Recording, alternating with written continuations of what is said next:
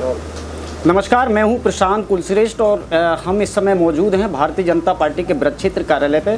BJP जिलाध्यक्ष प्रशांत पूनिया हमारे साथ में मौजूद हैं। बंगाल चुनाव को लेकर हम बात कर रहे हैं। सबसे पहले इस जो पार्टी की जो जीत हुई है उसको आप किस नज़रिए से देखते हैं? बंगाल के चुनाव में के जो परिणाम है वह परिणाम कोई एक दिन में तय नहीं हुए। 15 वर्षों से टीएमसी की सरकार थी और इन 15 वर्षों के दौरान बंगाल को आर्थिक रूप से पिछड़ा कर देना, बंगाल के अंदर रोजगारों की समस्या, बंगाल की अर्थव्यवस्था को ध्वस्त करने के साथ साथ कानून व्यवस्था का ध्वस्तीकरण, राजनीतिक द्वेष के साथ राजनीतिक कार्यकर्ताओं की टीएमसी के गुंडों के द्वारा हत्या करना, महिलाओं के प्रति अपराध, ये सारी चीज़ें जब एक साथ एकत्रित हुई हैं तो वहाँ की जनता बदलाव चाहती थी, एक मजबूत नेतृत्व चाहती थी। इस बंगाल की जनता ने देखा कि मोदी जी के नेतृत्व में, अमित शाह जी के नेतृत्व में बंगाल की जनता को एक अच्छा सुशासन मिल सकता है, वह भारतीय जनता पार्टी ही दे सकती है। और जहाँ जहाँ जिन राज्यों के अंदर भारतीय जनता पार्टी की सरकार है, अगर मैं अब बात उत्तर प्रदेश की करता हूँ कि 2017 से पहले का उत्तर प्रदेश और भारतीय जनता पार्टी की सरकार बन जाने के बाद के उत्तर प्रदेश में पूरे देश के अंदर उत्तर प्रदेश एक मॉडल बन करके निखरा। इसी प्रकार बंगाल की जनता ने तय किया कि भारतीय जनता पार्टी की बंगाल में सरकार बने, जिससे कि बंगाल भी विकास की राह पर चल सके, रोजगार मिल सके, नारियों को सुरक्षा मिल सके, लॉ एंड ऑर्डर ठीक हो सके। इसलिए बंगाल की जनता ने अमित शाह और मोदी जी के नेतृत्व में विश्वास जताया, प्रचंड बहुमत की सरकार बनाने का काम किया है। और मुझे राजनीतिक विश्लेषकों का कहना है कि जो लड़ाई बंगाल में टीएमसी वर्सेस बीजेपी थी, वही लड़ाई सेम वहाँ मुस्लिम वर्सेस हिंदू हुई। तो क्या माने कि इस चुनाव में हिंदू जागा है, हिंदू का स्वाभिमान जागा है? नहीं, देखिए, मैं इसमें तो कोई दराई नहीं है कि टीएमसी हो या कांग्रेस हो या अन्य राजनीतिक दल हों, मुस्लिम तुष्टीकरण की राजनीति करते आए हैं। उसी का परिणाम है कि बांग्लादेशियों की घुसपैठ पश्चिम बंगाल के अंदर होती रही और टीएमसी की सरकार उसे कराती रही, क्योंकि उनको दिखता था कि बांग्लादेश से एक मुस्लिम घुसेगा तो वह उसका मतदाता बनेगा। यह उनकी सोच थी।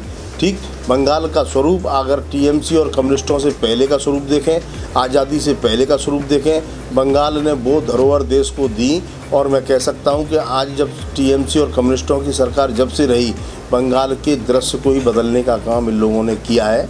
और जिसे आप हिंदू मुस्लिम का ध्रुवीकरण कह रहे हैं, मैं इसको कहना चाहता हूँ कि यह ध्रुवीकरण विकास की ओर बढ़ता है, यह ध्रुवीकरण शिक्षा की ओर बढ़ता है, यह ध्रुवीकरण रोजगार की ओर बढ़ता है। इन सारी बातों से ये ध्रुवीकरण हुआ, जहां बीजेपी के नेतृत्व में एक विकासशील और अच्छा बंगाल कैसे बन सकता है। इसलिए लोगों ने भारतीय जनता पार्टी के पक्ष में मतदान करने का काम। मेरा एक आखिरी सवाल ये है कि 2027 बेहद नज़दीक है और उत्तर प्रदेश देश का सबसे बड़ा राज्य है। बंगाल चुनाव के बाद यूपी में क्या प्रभाव पड़ने वाला है?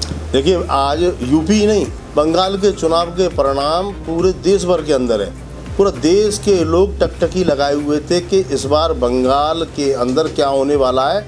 और जो जितने भी समझदार योग्य व्यक्ति थे, उनको लगता था कि बंगाल के अंदर भारतीय जनता पार्टी की सरकार बनना अति आवश्यक है। सिर्फ इसलिए नहीं कि भारतीय जनता पार्टी को सरकार की आवश्यकता है, इस बंगाल की सुरक्षा सबसे पहला विषय था। जो सीमाओं पर बंगाल की सुरक्षा कौन राजनीतिक दल की सरकार आने के बाद बढ़ सकती है, वह लोगों को लगा कि भारतीय जनता पार्टी की सरकार आएगी तो सीमाओं की सुरक्षा बढ़ेगी। इसलिए बंगाल के चुनाव का परिणाम उत्तर प्रदेश ही नहीं, पूरे देश की जनता के ऊपर पड़ा है। और रही उत्तर प्रदेश के चुनाव की बात, तो मैं कह सकता हूं कि उत्तर प्रदेश के अंदर तीसरी बार भारतीय जनता पार्टी की स्पष्ट बहुमत की, प्रचंड बहुमत की सरकार बनने जा रही है और योगी आदित्यनाथ जी पुनः इस उत्तर प्रदेश के मुख्यमंत्री होंगे। बंगाल के चुनाव का असर 2027 में उत्तर प्रदेश में भी पड़ेगा। भारतीय जनता पार्टी के नेता बंगाल की जीत को लेकर क्या कह रहे हैं, आप बने रहिए हमारे साथ। बंगाल में भाजपा की जीत को लेकर बीजेपी नेता क्या कह रहे हैं, इस समय ब्रज क्षेत्र के मंत्री अशोक पिप्पल जी हमारे साथ मौजूद हैं। बंगाल में बीजेपी की जीत को आप कैसा देखते हैं? ये जीत बांग्लादेश की बांग्लादेशियों के मुंह पर जो घुसपैठिया अपने हिंदुस्तान में घुस रहे थे, उस पर पाबंदी लगी है। और ये जीत बांग्लादेश के बंगाल की नहीं, ये पूरे राष्ट्र की जीत है, क्योंकि बांग्लादेशी जो घुसने का रास्ता था वो उधर दीदी की तरफ से ही आता था। और मैं वहाँ की जनता के लिए बहुत बहुत धन्यवाद देता हूँ कि जो हिंदुओं के साथ, महिलाओं के साथ, लड़कियों के साथ जो उत्पीड़न होता था वो समाप्त हो गया। और भारतीय जनता पार्टी अब जो मंदिर 15 साल से बंद थे वो मंदिरों के दरवाजे खोले जाएंगे, वह घंटा बजेगा और मंदिर में पूजा पाठ होगी। यही हमारे राष्ट्र की धरोहर है, इसे हम दोबारा जीवित करेंगे। राजनीतिक विश्लेषकों का कहना है कि बंगाल में जो लड़ाई टीएमसी वर्सेस बीजेपी थी, वही लड़ाई वहाँ मुसलमान वर्सेस हिंदू हुई।